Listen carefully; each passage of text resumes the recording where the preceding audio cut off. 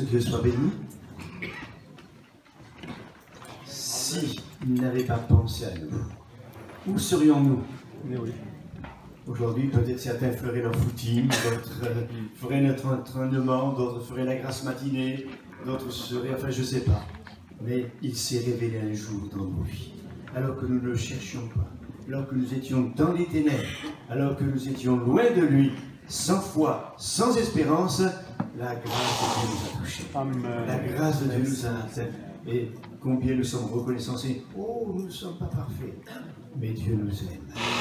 Et rien ni personne ne pourra nous séparer de l'amour de Dieu manifesté en Jésus. Que Dieu soit béni. Je me plais au milieu de votre Église. Nous étions dans la présence de Dieu hier. Que Dieu soit béni. Dieu est au milieu de nous, c'est ce qui compte. Je suis aussi heureux de revoir quelques frères qui ont partagé le ministère. On était ensemble d'ailleurs un certain temps.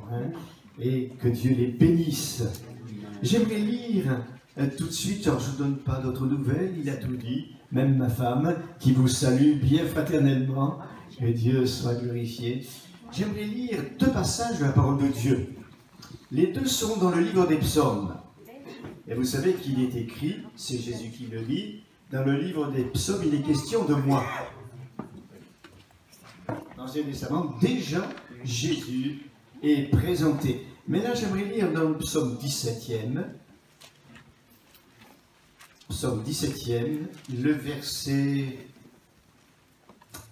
3. Si tu sondes mon cœur, si tu le visites la nuit, si tu l'éprouves, tu ne trouveras rien. Ma pensée n'est pas autre que ce qui sort de ma bouche.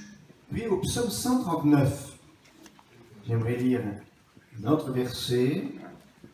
Psaume 139, psaume que vous devez connaître, que vous avez lu certainement plus d'une fois. Versets 1 et 2, psaume de David. Éternel, tu me sondes et tu me connais. Tu sais quand je m'assieds, quand je me lève. Tu pénètres de loin ma pensée. Amen. Il y a un mot qui revient dans ces deux passages que nous avons lus. Avez-vous remarqué lequel? Le mot penser. Pascal dira dans son livre Les Pensées, l'homme n'est qu'un roseau, le plus faible de la nature, mais c'est un roseau pensant. C'est Descartes qui dit je pense donc je suis. Et Pascal d'ajouter ceci, ainsi toute notre dignité en tant qu'être humain consiste dans la pensée. Travaillons donc à bien penser.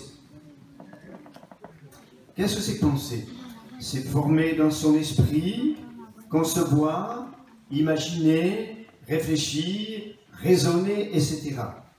Et nos pensées sont très importantes. Comme disait très justement quelqu'un,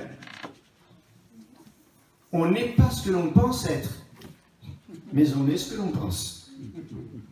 Vous y réfléchirez. Dans le livre des Proverbes, il est dit, nous sommes tels que nos pensées. Une personne a dit, je n'entends pas ce que tu dis, mais je comprends ce que tu penses. Et c'est vrai que parfois, les gens n'ont pas besoin de dire par parole, mais déjà on a compris leur pensée.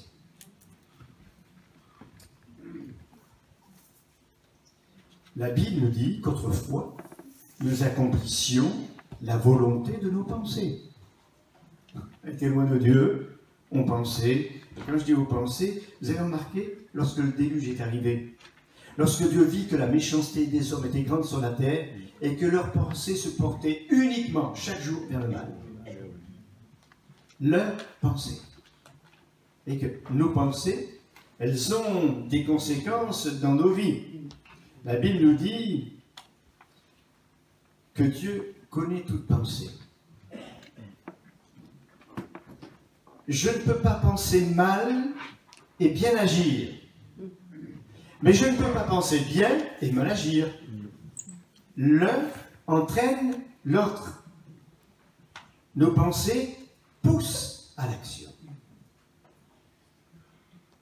Dieu connaît toutes nos pensées. Avant de me connaître, je sais qu'elles étaient vaines, mais maintenant, il connaît toujours toutes nos pensées. Vous vous souvenez lorsque Jésus chasse des démons? Les gens pensaient, il le chasse parce qu'il est le prince des démons. Jésus connaissant leurs pensées. Quand il guérit un paralytique, il pense, mais il n'y a que Dieu qui peut pardonner les péchés. Jésus connaissant leurs pensées. Autrement dit, le Seigneur connaît chacune de nos pensées. Tous les jours. Imaginez-vous. On est au siècle des écrans. Imaginez-vous que Dieu nous ait fait avec un écran de télévision sur la tête branché à nos pensées. Vous sortiriez dans la rue?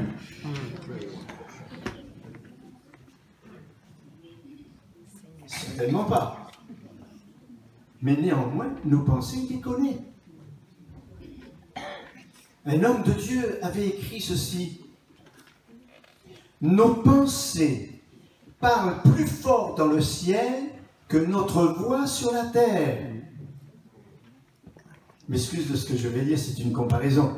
Notre frère chante et il a de la voix. Bien, nos pensées parlent plus fort que sa voix. C'est important ça. Je vous avoue que quand j'ai lu cet écrit de cet homme-là, je me suis mis à trembler. Je me suis mis à trembler. Parce que Dieu connaissait toutes mes pensées. Vous avez un texte dans l'Écriture de cette femme qui a une perte de sang, et la Bible nous dit, suivant l'évangile que vous lisez, et les deux évangiles ne se contredisent pas, mais se complètent. Il nous est dit, elle se disait, si je puis toucher le bord de son vêtement, je serai... Qu'est-ce que ça veut dire, elle se disait? Elle pensait. Si un jour je pouvais penser, si un jour je pouvais rencontrer Jésus, si un jour je pouvais toucher le bord de son vêtement, elle lui pensait. Et l'autre évangile dit, elle disait. Mais c'est parce qu'elle pensait qu'elle est arrivée à dire. Vous comprenez? C'est la pensée qui l'a motivée à prier et qui l'a motivée à s'approcher de Jésus. La pensée. Quel est le premier commandement de Dieu? Alors, je vous écoute. Tu aimeras le Seigneur ton Dieu.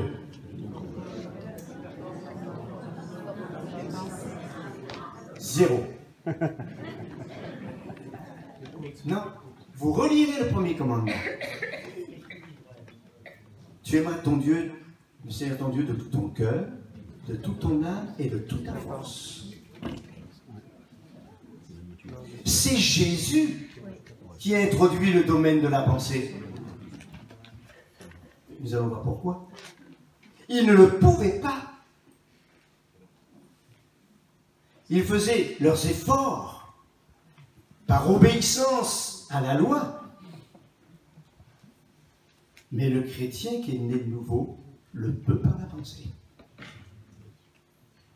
Il ne le pouvait pas avant. Nous verrons pour quelle raison dans quelques instants. C'est lui qui introduit la manière d'aimer Dieu de toute sa pensée. Et vous avez remarqué, le plus grand champ de bataille du monde, c'est pas au Moyen-Orient ou... Non, non, le plus grand champ de bataille du monde, c'est là-dedans. Les pensées. Vous faites la visite chez quelqu'un, c'est peut-être pas trop l'heure de la faire, enfin, vous faites une visite, oh c'est gentil, un grand sourire, de belles paroles, etc. Et puis vous repartez, elle pense, qu'est-ce qu'elle est venue m'ennuyer? Elle le pense. Seulement Dieu l'entend. Dieu l'entend. Les pensées. Alors bien sûr, vous avez compris que je voudrais dresser les mauvaises pensées et les bonnes. Certains sont troublés par leurs pensées. À la limite, sont liés par leurs pensées. Et nous verrons comment tout à l'heure. Ils ne voudraient pas, mais ça vient, ça les torture, ça les triture, et ils n'arrivent pas à vivre. Et même dans la vie chrétienne. Parce que l'ennemi de nos âmes sait que s'il peut nous tenir par nos pensées, il nous empêchera de progresser. Dans ma vie spirituelle, c'était une des plus grandes victoires, celui des pensées. C'est Luther qui disait « Je ne peux pas empêcher les oiseaux de voler au-dessus de ma tête, mais je peux les empêcher de faire un nid dans mes cheveux. » Qu'est-ce que ça signifie? Eh bien, je ne peux pas, peut-être, empêcher une mauvaise pensée de venir comme ça, de surgir. Mais si elle vient et que je la fasse partir, ce n'est pas un problème. Maintenant, si elle vient et que je l'entretiens, que je la nourris, là, c'est un problème. Là, c'est un problème. Je ne suis pas responsable du premier regard. Vous allez dans un endroit, vous tombez sur une scène. Que Dieu bénisse. Que Dieu bénisse. Que Dieu bénisse. Les pensées. Jésus. Jésus. Jésus. Vous allez dans un endroit, vous ouvrez, vous tombez sur une scène que vous ne devez pas voir. Vous n'êtes pas responsable. Vous vous détournez. Et si vous y retournez, là vous êtes responsable. Les pensées, c'est la même chose. Si elles surgissent, je peux les chasser. Si je les cultive, elles ont une incidence dans la vie. J'aimerais vous dire comment Dieu connaît nos pensées. J'ai vécu quelques expériences qui m'ont marqué. Nous avions pris une église et puis je faisais des réunions dans un village, des réunions de ce qu'on appelle de maisons. On était, ça variait entre 12, 15, 18. Et ce soir-là, c'était un mercredi soir, je me souviens, j'avais un jeune qui m'avait accompagné, un nouveau converti, baptisé du Saint-Esprit. Et puis il est là, et on sentait cette onction de Dieu, cette onction du Saint-Esprit qui était là. Et dans mon cœur, j'avais envie de lever les mains vers le ciel pour le louer. Mais, par timidité, je n'ai pas osé, je ne voulais pas. Et ce jour-là, je me disais, si les gens ouvrent leurs yeux et qu'ils me voient les mains vers le ciel, qu'est-ce qu'ils vont dire? On dit, non, c'est une grande pièce, c'est tout. Je n'osais pas. Mais en même temps que je n'osais pas, alors que j'avais envie de le faire, je pense à Moïse qui levait ses mains vers le ciel, tandis que Amalek combattait Israël. Et tandis que Moïse avait les mains levées vers le ciel, Israël avait la victoire. Et je pensais cela. Mais je n'ai pas levé les mains. Parce que j'avais peur, j'étais timide, j'ai l'orgueil, tout ce que vous voulez. Et ce frère que j'avais amené avec moi prophétise. C'est la première fois que je l'entendais. Et il dit, toi qui voudrais lever tes mains vers le ciel pour louer Dieu, mais qui n'ose pas. Pourtant, Dieu te dit que Moïse les a levés. Wow. J'étais dans tous mes états. Alors, autant que je me souviens, je les ai levés doucement comme ça. Si personne, non, si j'ai envie de les lever, je les lève. Ne vous inquiétez pas. Mais vous voyez, ça m'a marqué. Ah, je peux être lié par mes pensées. J'aime le Seigneur, il le sait. J'ai une certaine discipline, j'aime la parole de Dieu, j'assiste aux réunions, mais mes pensées sont troublées. Et systématiquement, elle me bloque. Nous avons eu une jeune fille dans un camp, dans le nord de la France. Cette jeune fille vient pour un camp d'évangélisation, avec un groupe de jeunes. Et je regarde les jeunes le dimanche matin au culte, c'est après qu'on commençait le camp. Ces jeunes, ils sont sortis de l'église, ils avaient la cigarette devant l'église. La fille en question, il me semble encore la revoir, pendant que je parlais, elle était ailleurs. Alors je me suis dit, Seigneur, faire l'évangélisation avec une équipe semblable, ça semble difficile. Et puis, attendant le repas, je vois cette jeune fille arriver. J'étais appuyé, adossé à ma voiture. Je la vois arriver. Je dis, ça va pas bien. Elle me dit non. Je dis, on peut en parler? Elle me dit oui. Puis elle me raconte, baptisée de l'esprit, elle a marché avec Dieu quelques années, je ne sais plus combien, et puis elle s'est laissée séduire par un premier, puis un deuxième, puis un troisième, puis un quatrième, puis un cinquième, puis un sixième, puis un septième, puis un huitième, puis un neuvième. Et là, elle a réalisé, Dieu lui a permis de réaliser ce qu'elle faisait. Alors elle est revenue vers Dieu, elle a demandé pardon à l'Église, pardon pasteur, pardon à Dieu, bien sûr. Mais elle me dit, je ne peux pas m'empêcher de penser. Elle me dit, quand je vois un personnage qui ressemble au premier qui m'a séduit, je suis attiré. Puis elle m'a dit, je ne vous dis pas mes luttes, bon, c'est personnel. Nous avons prié. Je me souviens, on était assis sur des marches comme cela. Nous avons prié. Et pendant qu'on priait, Dieu m'a montré qu'elle avait un paquet de lettres avec un foulard rouge dessus, ficelé. Alors je lui dis, je ne connaissais pas sa vie, je ne savais même pas son nom. Je lui dis, non. Mais alors elle m'a dit un nom tellement brusque que je me suis dit. Alors j'ai reprié. Au bout d'un moment, elle m'a dit, si frère, j'ai un paquet de lettres que cet homme m'avait écrites. Avec ce foulard qu'il m'a donné, dont je ne devais jamais me séparer, et elle me dit de temps en temps, je les relis. Qu'est-ce que ça veut dire? Ça veut dire qu'elle était liée par le souvenir de ce qu'elle avait fait. Attention, je ne dis pas qu'elle était possédée, je n'ai rien dit de tout cela, mais ses pensées étaient liées, et je comprends qu'elle avait beau lire la Bible, parce qu'elle me l'a dit, je lis la Bible, mais je ne comprends rien. Je veux prier, mais mon esprit vagabonde, je comprends cela.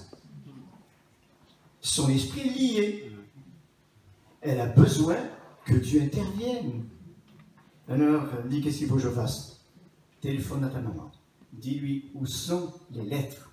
Et cela, et qu'elle me mette tout au feu. Elle l'a fait, systématiquement. Ensuite, on a fait le camp. Je vous assure, et j'avais une autre chrétienne avec moi présente, elle a été une bénédiction. Une bénédiction. Dieu lui a donné un mari, des enfants, etc. Que Dieu soit béni. Mais elle était liée dans son esprit. Je pourrais vous citer d'autres exemples. Dans les camps aussi. C'est pour ça, faites les camps, les colonies. Hein? C'est formidable. À Dieu soit toute la gloire. Mais oui. Dites-moi, quand Pierre a eu des problèmes, où a commencé le problème? Dans ses pensées.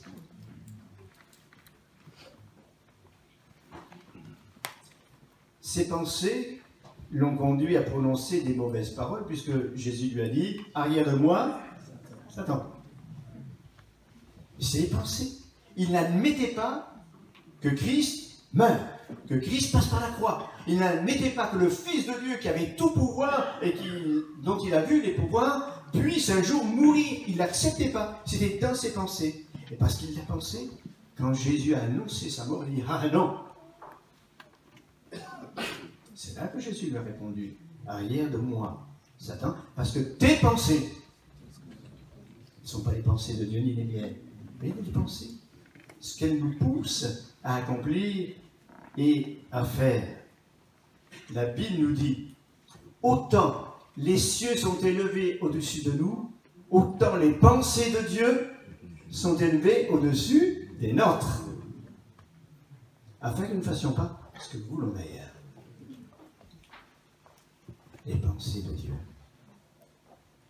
J'aimerais, dans un premier temps, vous montrer qu'est-ce qui affecte nos pensées. Tout d'abord, la première des choses, c'est notre vue. Ce que je regarde influence mes pensées. Job disait, je n'aurais pas permis à mes regards de se porter sur une vierge. Ça voulait dire qu'il ne voulait pas regarder, penser, imaginer, etc. Nos regards nous influencent.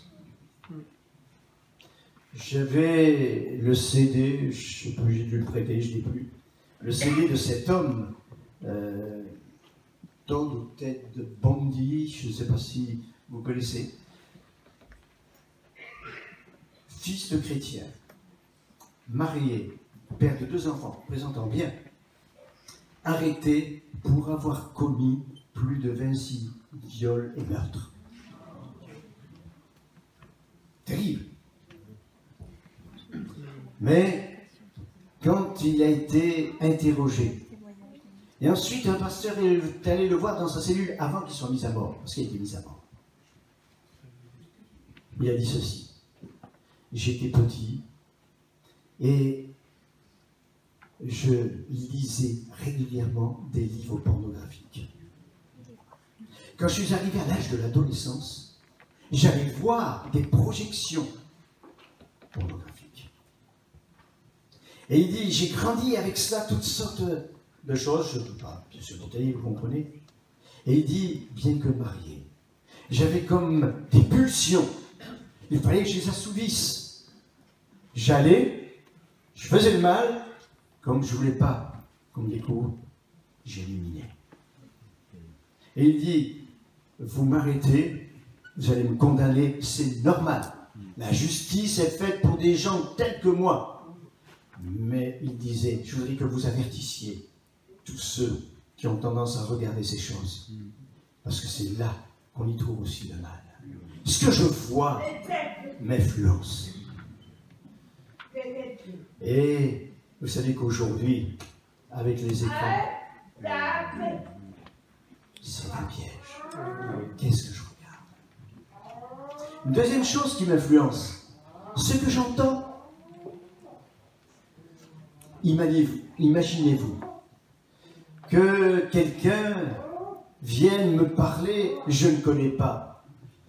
Mon frère, votre pasteur Gabriel, quelqu'un vienne me parler en mal de lui, je ne le connais pas. Dès que je vais le rencontrer, j'aurai un a priori sur lui. Mes pensées seront déformées. Ce que je vois, ce que j'entends, influence mes pensées.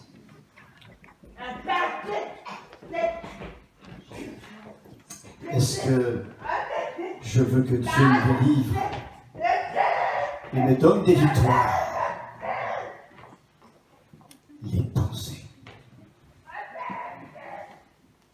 Parce que, parallèlement à l'influence des pensées négatives, je pourrais prendre d'autres exemples. Je crois que le Seigneur peut agir, je crois qu'il peut délivrer, je crois qu'il peut guérir.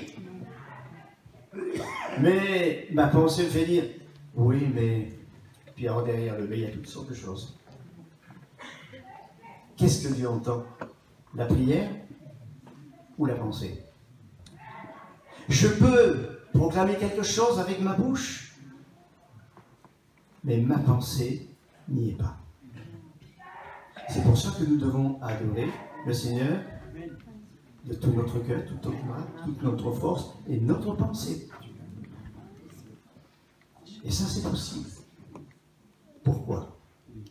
Parce que Dieu nous a baptisés du Saint-Esprit. Et l'Esprit de Dieu rend témoignage à mon esprit, mes pensées, que je suis enfant de Dieu. Et à cause de cela, je suis touché. Et mes pensées peuvent être amenées captives à Jésus. C'est bien ce que dit l'apôtre Paul. Amenant toute pensée captive à l'obéissance de Christ. Est-ce que mes pensées sont centrées sur Christ.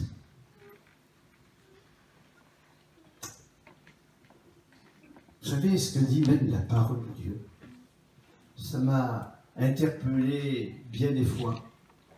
Dieu peut faire infiniment au-delà de ce que nous demandons ou pensons. Même pas et pensons, mais ou pensons.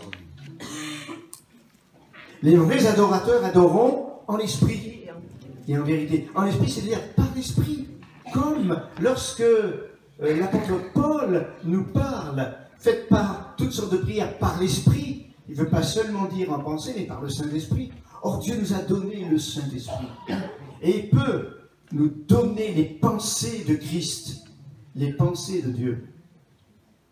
Souvent, nous limitons Dieu parce que nos pensées nous lient. Nous avons habité dans des grandes villes, pas très loin des aéroports, et je sais une chose, c'est parfois quand il y a un trafic aérien dense, ce qui arrive de plus en plus souvent, lorsque les avions arrivent pour atterrir, il leur faut tourner quelques temps avant de trouver une piste libre. Le Saint-Esprit voudrait parler souvent à chacun d'entre nous. Il voudrait se servir de nous. Il a besoin de nous. Il veut que nous soyons ses instruments. Mais il veut nous parler, nous révéler les choses. Mais si mon esprit est encombré, l'Esprit de Dieu ne peut pas atterrir dans nos pensées. Elles sont déjà encombrées. Il faut qu'elles soient libres. Ah, si ma pensée est vers Jésus, si ma pensée est remplie de l'Esprit de Dieu, alors là, il peut me parler. Il n'y a pas toujours besoin que Dieu me donne des paroles audibles. Non, il parle à mon esprit, à mes pensées, par le Saint-Esprit. Or, le Saint-Esprit sont tout. Le cœur et le cœur de Dieu. Les pensées.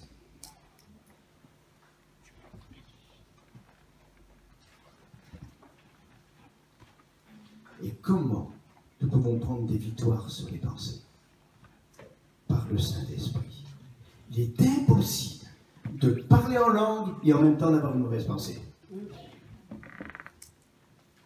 Ou j'ai une mauvaise pensée et je loue le Seigneur et je loue en langue, elle s'en va. Ou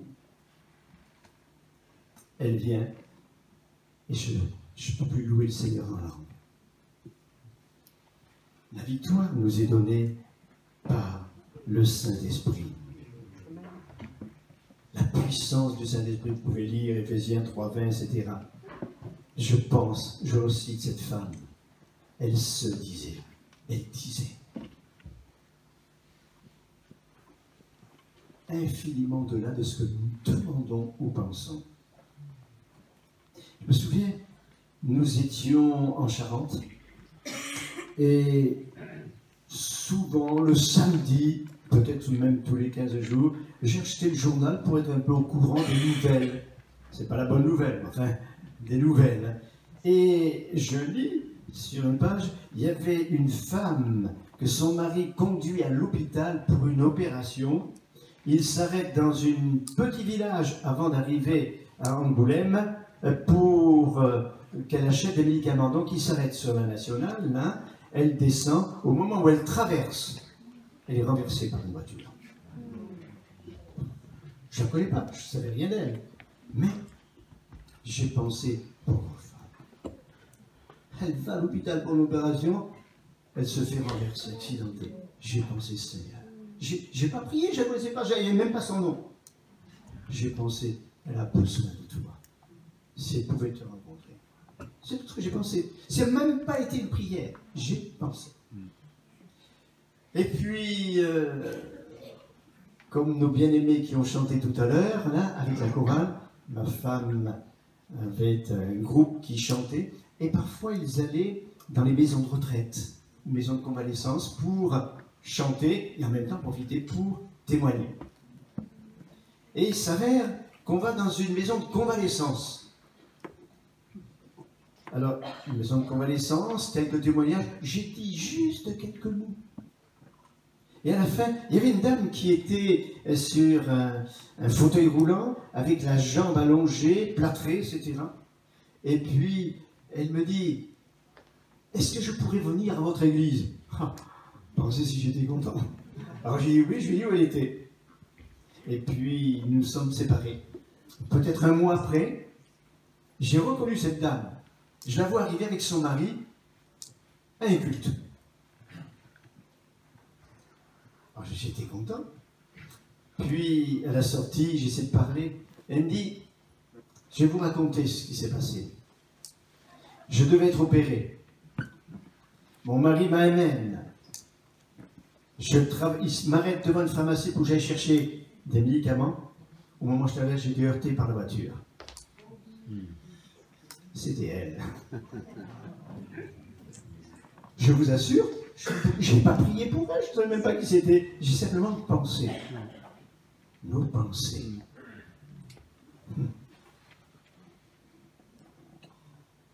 J'étais dans la ville de Montauban, à la retraite. On devait se voir avec quelques pasteurs. J'étais un peu en avance et j'attendais parce que le portail n'était pas ouvert. Et puis, je vois un petit garçon là, africain qui passe un peu intrépide. Hein. Il passe devant moi, mais alors, il s'arrête, il me regarde, il me fait un sourire. Bonjour. C'était formidable, c'était mignon. Alors, je lui réponds à son sourire. Et la maman arrivait un peu plus en arrière. Alors, elle me dit bonjour. Il dit bonjour. Puis je les vois s'éloigner tous les deux. Je me mets à penser si elle pouvait venir à l'église. Je pense, c'est tout. Le dimanche matin, elle et son fils étaient à l'église. Ils venaient d'Afrique parce qu'ils devaient subir une opération assez importante à Toulouse.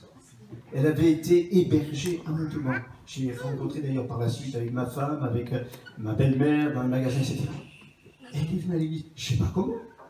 Personne ne l'avait invitée, personne ne la connaissait. Mais nos pensées. Imaginez-vous si chacun d'entre nous, l'Esprit de Dieu peut influencer nos pensées. Amen. Afin que nous puissions entrer dans le plan de Dieu pour qu'il s'accomplisse. Ça va même jusqu'au petit détail. Un temps, j'étais allé faire une journée de réunion pour remplacer un pasteur, vraiment dans une toute petite ville. J'avais un défaut qui n'est pas toujours bien corrigé d'ailleurs. Je ne prenais jamais d'argent sur moi. Alors j'y étais depuis le matin, j'ai fait la réunion l'après-midi, j'en avais une le soir, et je ne sais pas pourquoi j'ai eu une fringale. Voilà, j'ai eu le fait, tout d'un coup. Je n'avais pas d'argent. Je ne pouvais même pas m'acheter un croissant ou un paquet de biscuits, mais rien. C'est rien. Alors, imaginez-vous, je ne veux pas demander à Dieu qu'il me donne quelque chose. J'ai pensé, si j'avais des biscuits. J'ai simplement pensé. J'attendais dans la voiture, il faisait nuit de bonheur, puisque c'était l'hiver. Et puis je vois, c'est une grand-mère, ça je m'en souviens, une grand-mère qui vient ouvrir le portail. J'étais dans la voiture. Elle m'aperçoit, elle frappe à la vie, elle dit, pasteur, je suis vieille, je n'ai pas grand-chose, mais je vous ai porté quelque chose, un paquet de biscuits. Cette mamie, c'est la réalité. Habituellement, je gardais ça pour mes enfants, mais là, je vous avoue que je l'ai entamé.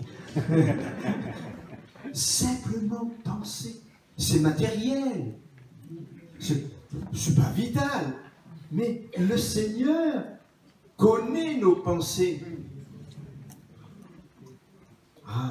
Seigneur.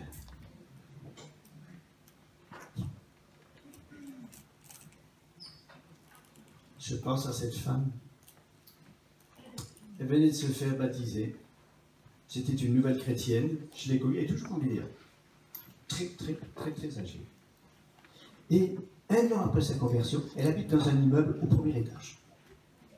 1 an après sa conversion, elle passe son aspirateur, c'était un lundi. Et puis elle pense à l'anniversaire, il y a toujours le cadeau. Elle pense, Seigneur, tu ne pourrais pas me faire un cadeau aujourd'hui? C'est elle qui demande au Seigneur, parce que c'est son anniversaire. Et elle témoignait. Quelqu'un frappe à sa porte. Elle va ouvrir. En tenue avec le peignoir, elle faisait son ménage, elle n'attendait personne. Et puis, la personne lui dit, voilà, je voudrais habiter à Montauban, je cherche un logement. Alors elle dit, mais je ne suis pas la concierge. La concierge est en bas, au rez-de-chaussée, allez la voir. Et au même instant, il lui dit, mais tu m'as demandé quelqu'un pour ton anniversaire. Elle l'a fait rentrer. Elle lui fait boire le café. Cette femme et sa fille se sont convertis. Elle pensait.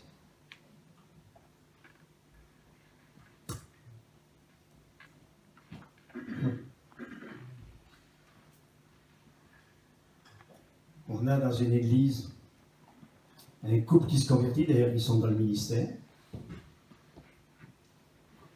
Ils témoignent à leur sœur et beau-frère. La sœur se convertit, mais le beau-frère ne veut rien savoir. Il est juif. Lui, c'est sa religion. Mais sa femme, elle lui parlait, elle lui témoignait. Et alors il lui dit ceci. Je vais venir à ta réunion, mais j'ai posé une colle à ton Jésus. Comme si on pouvait poser une colle à Jésus.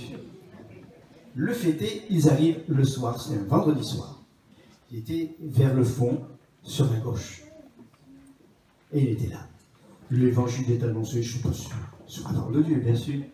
Et puis au moment de la prière, il se lève tout seul. D'ailleurs, sa femme a été étonnée. Elle n'a pas eu besoin de faire un coup, tu ne veux pas aller prier? Non, non, il s'est levé tout seul. Et il arrive devant, pour qu'on prie avec lui, avec un frère. Moi, je ne savais pas qu'il avait posé une colle à Seigneur. Et on commence à prier, et tout d'un coup, Dieu révèle. Cet homme avait eu un accident à son genou, dont il souffrait, il ne disait pas à sa femme. Il n'avait même plus à monter les marches. J'ai eu un texto il n'y a pas très longtemps pour nous encourager. Et il avait dit, personne ne le sait, si Jésus le révèle, je crois en lui. On prie, et Dieu nous le révèle. Vous avez eu un accident, vous êtes blessé au genou, vous souffrez, ça fait longtemps, je ne me souviens plus le nombre d'années, Dieu pose sa main sur vous. Waouh, il est tombé à genoux. Quand je dis il est tombé à genoux, il est tombé à genoux, guéri, ils sont convertis. Amen. Il avait posé une colle. Dans sa pensée, il n'avait même pas dit à sa femme. Mais Dieu lit dans la pensée. Alors, je ne sais pas et je ne juge pas, parce que moi-même je suis passé par là. Ça a été pour moi un temps de bénédiction, le jour où j'ai compris l'importance de mes pensées. Et peut-être y a-t-il au milieu de nous quelqu'un qui est lié dans ses pensées. J'ai bien dit lié. Je reprends mon terme, c'est pas posséder. C'est lié. Mais comme mes filles étaient petites, on s'amusait. Alors, au départ, elles m'attachaient avec une ficelle, une corde, soit les chevilles, soit les mains, afin que je me détache. J'y arrivais facilement. Mais plus elles ont grandi, j'en regarde deux là, hein. Plus elles ont grandi, 3. Eh bien, il y avait davantage de tours, de ficelles, bien serrées, et là j'étais lié. Je ne pouvais pas me détacher. Eh bien, c'est la même chose. Si j'ai une multitude de pensées qui me lient, l'Esprit de Dieu ne peut pas me parler. Il n'a pas le temps. Alors que quand on est libre, c'est incroyable comment Dieu peut nous avertir de prier pour quelqu'un qui est en danger. Vous ne le savez pas, mais tout d'un coup, Dieu vous donne un nom, prie pour ces personnes, vous le faites. Et vous apprenez dans les jours suivants que cette personne a eu un accident. Elle est passée près d'un danger. Et parce que vous avez prié au même moment, Dieu est intervenu. Et ça, vous l'aviez dans la pensée. Alors, je ne sais pas si quelque chose peut lier quelques pensées. En tout cas, nous ne sommes pas là pour juger. Dieu m'en est témoin, parce que je suis passé par là. Mais j'aimerais vous dire qu'à l'heure actuelle, il y a bien des choses qui peuvent nous lier. Parce que s'il y a bien un drame, c'est l'écran. Que ce soit les grands écrans dans les salles publiques, le grand écran dans un salon, ou les petits écrans, eh bien, ça peut nous lier. J'ai vu des couples qui sont venus me voir dans les larmes, dans la souffrance, parce qu'ils ne désiraient pas cela. Ils aiment le Seigneur, ils aimaient le Seigneur, mais ils ne pouvaient pas avancer. Et lui, il passait des heures pour voir des choses qu'il n'avait pas à voir. Alors il est évident que ça bloque, ça lie, et on peut être présent dans ce lieu, on peut être présent et être actif pour quelque chose, mais on sait au fond de soi-même que c'est pas ça, parce qu'il n'y a pas de victoire. Premier commandement que Jésus donne. Tu adoreras le Seigneur ton Dieu de tout ton cœur, toute ton âme, toute ta force et toute ta pensée. Et ça, c'est possible par le Saint-Esprit, qui remplit mon cœur. C'est de l'abondance du cœur que la bouche parle. Je louerai Dieu en esprit, louerai Dieu en langue. Et pendant que je loue Dieu en langue, il est impossible que l'ennemi me lie par de mauvaises pensées. Est-ce que nous voulons aller plus loin devant le Seigneur? Je pourrais vous en citer des expériences d'hommes, de femmes, dans nos églises, de gens qui ont été déliés dans leur pensée et qui ont comme repris un départ nouveau vers la bénédiction parce qu'ils étaient tout entiers, corps, âme, esprit, au Seigneur. Est-ce que ce matin, je veux, comme lit la parole de Dieu, dire au Seigneur, tu me connais, je suis tel que mes pensées. Mes pensées sont pour Jésus. Mes pensées sont pour l'adorer. Mes pensées sont pour le servir. Mes pensées sont pour le ressembler.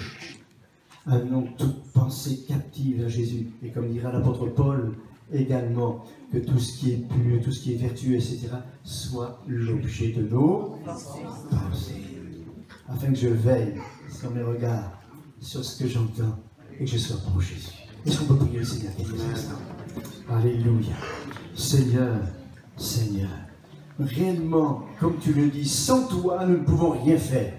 Mais parce que tu as envoyé ton Esprit Saint, nous avons le Saint-Esprit en nous qui nous permet d'avoir la pensée de Christ, les pensées de Christ, de vivre dans la pensée de Dieu. Les pensées du Saint-Esprit peuvent nous être communiquées, transmises, afin que nous accomplissions la volonté de Dieu.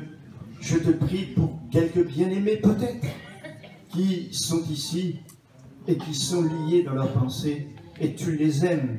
Et je sais que tu as de nouvelles bénédictions, de nouvelles œuvres que tu veux qu'ils accomplissent. Je te prie, cher Sauveur, je te prie qu'ils soient libérés, déliés, dégagés dans leurs pensées de tout ce qui pourrait les lier. Moi, je ne le sais pas, je ne veux pas le savoir, mais toi qui vois, Seigneur, maintenant qu'ils prennent la victoire au nom de Jésus. Que tout ce qui retient captif et amène à des pensées de doute, à des pensées de critique, de jugement, à des pensées voire de haine, que tout cela s'en aille des esprits, nous les chassons au nom de Jésus. Nous voulons délier ces personnes, délier les esprits, afin qu'ils soient rendus libres et qu'ils puissent glorifier le Seigneur comme tu l'attends de chacun d'entre nous. Seigneur, ta victoire, ta victoire. J'ai pris demander et